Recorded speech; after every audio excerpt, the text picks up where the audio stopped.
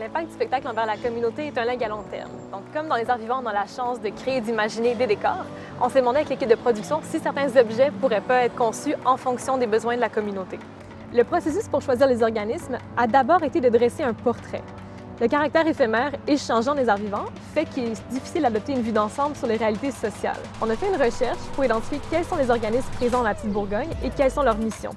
Ensuite, on a tout simplement tendu des perches en les contactant. Ce qu'on voulait comprendre, c'est quels sont les enjeux et les besoins immédiats selon eux. On avait un concept scénographique qui intègre des arbres en pot et, parallèlement à même le parc, on a vu que les bacs du jardin sur place sont brisés. Donc, on a contacté l'organisme Le CEDA, qui utilise les bacs, pour voir s'ils seraient intéressés à recevoir de nouveaux bacs et si oui, sous quelles conditions. Évidemment, ils s'étaient ravis à la perspective d'obtenir des bacs pour leur potager. L'équipe a donc construit les bacs de manière durable pour l'extérieur. C'est-à-dire qu'on ne voulait pas non plus créer un bac qui ne résiste pas aux intempéries.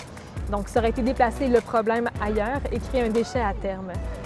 Les bacs serviront à créer un potager autogéré par et pour la communauté, en réponse à la précarité alimentaire qui atteint le quartier. La même chose s'est produite pour les arbres. On sait que Montréal est victime d'îlots de chaleur et qu'une partie de sa canopée est victime de la grille du frêne. Donc, on s'est demandé en équipe s'il serait possible que les arbres soient plantés à même la communauté. C'est comme ça que le PAC-Lab et la Sauverdi nous ont aidés, entre autres à identifier quels arbres devraient être plantés dans la communauté et où les planter dans la Petite Bourgogne. La stratégie du retour à la communauté ne fait pas que réduire les impacts négatifs. Elle génère aussi des impacts positifs à long terme.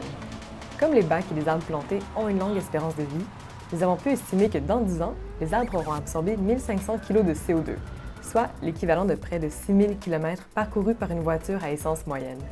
Le potager, quant à lui, aura produit environ 1920 kg de nourriture. Cet accompagnement nous a permis de créer des liens avec le quartier en ayant une vision globale, tout en redonnant à la communauté.